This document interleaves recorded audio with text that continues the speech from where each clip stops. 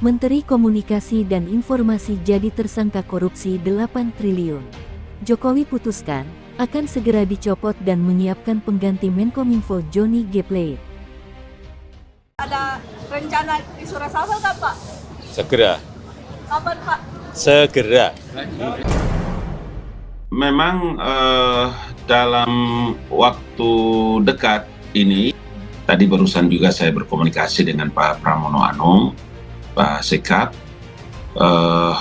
Mudah-mudahan dua hal. Kalau yang pertama itu adalah terkait dengan ad interim untuk segera mengisi posisi Bapak Plate. Kalau enggak mungkin Presiden juga akan menunjuk langsung siapa yang melakukan mengisi tugas sisa ini. Tapi dari kebiasaan yang sering kami hadapi, tentu Bapak Presiden akan mengkomunikasikan ini dengan teman-teman di Nasdem. Kalau ada yang nanti akan segera dikirim untuk mengisi posisi ini, atau hal yang lebih terpenting adalah ini menjadi hak prerogatif Bapak Presiden, sehingga kita tunggu mana yang bisa Bapak Presiden akan lakukan.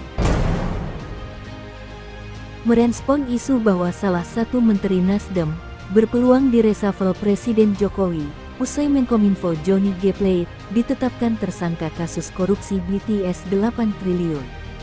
Surya Paloh menilai, perombakan kabinet tersebut adalah hak Presiden Jokowi. Surya Paloh tak akan mengajukan nama pengganti Johnny Plate untuk posisi Menkominfo. Paloh menegaskan, perombakan kabinet sepenuhnya di tangan Jokowi.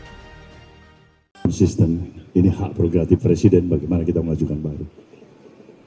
Salah-salah Presiden nggak suka. Nggak ada lebih bodoh dari Nasdem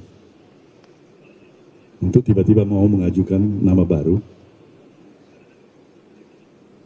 tanpa diminta oleh Presiden. Sekali lagi, itu adalah hak prerogatif Presiden. Jokowi itu kan punya moral politik yang sangat tinggi dalam mengkomunikasikan seluruh kepentingan-kepentingan pemerintahan dan membangun komunikasi yang tidak terpisahkan dari partai-partai koalisi pemerintah.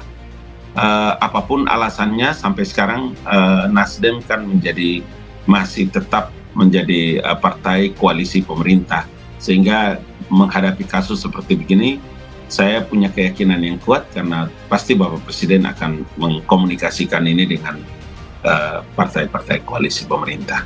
Itu selalu menjadi perhatian Bapak Presiden, dan karena ini dari partai Nasdem, maka saya punya keyakinan bahwa pasti pemerintah, pasti dari istana, dari Bapak Presiden, dan kami pasti melakukan komunikasi itu dengan Nasdem.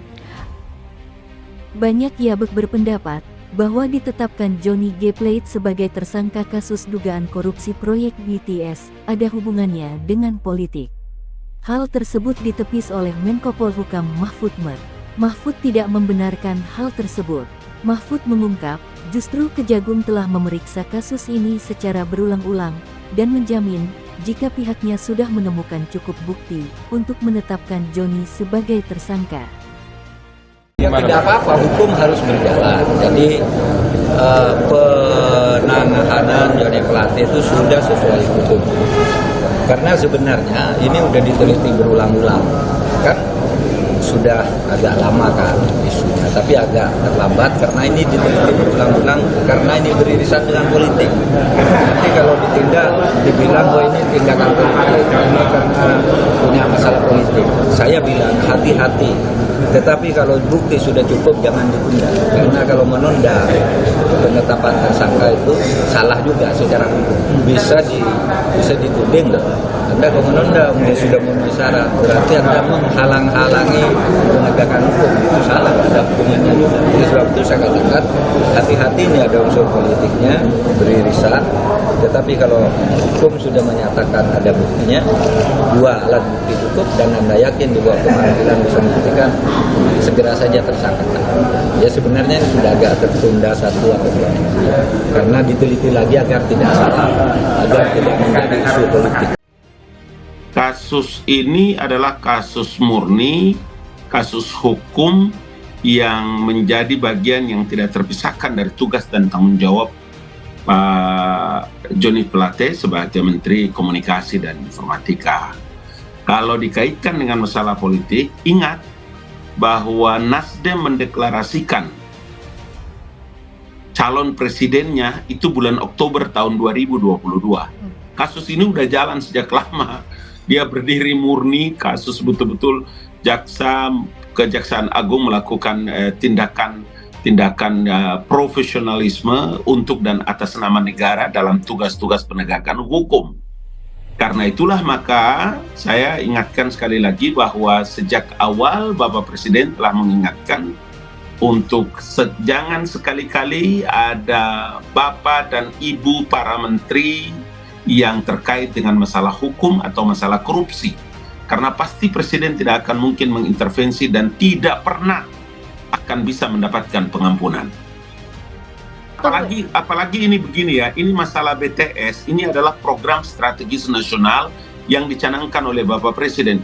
Presiden menghendaki agar di 3 klaster. Klaster yang pertama itu adalah pembangunan BTS ini di daerah-daerah terpencil, daerah-daerah tertinggal, daerah-daerah terjauh, terluar. Program utama di masa pemerintahan Pak Jokowi ya, baik. Sampai hati kita bisa melakukan tindakan ini kepada mereka.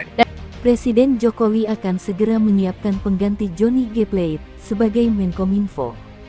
Hal ini dikatakan tenaga ahli utama kantor staf Presiden, Ali Mohtar Ngabalin, kepada awak media di Istana Kepresidenan, Jakarta.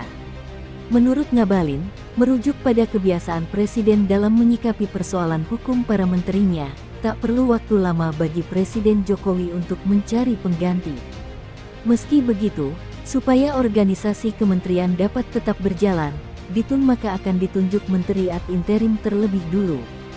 Jauh sebelumnya, sempat ramai peretas, atau hacker Bjorka, mengklaim bahwa Menkominfo Johnny G. Plate bakal dicopot Presiden Jokowi.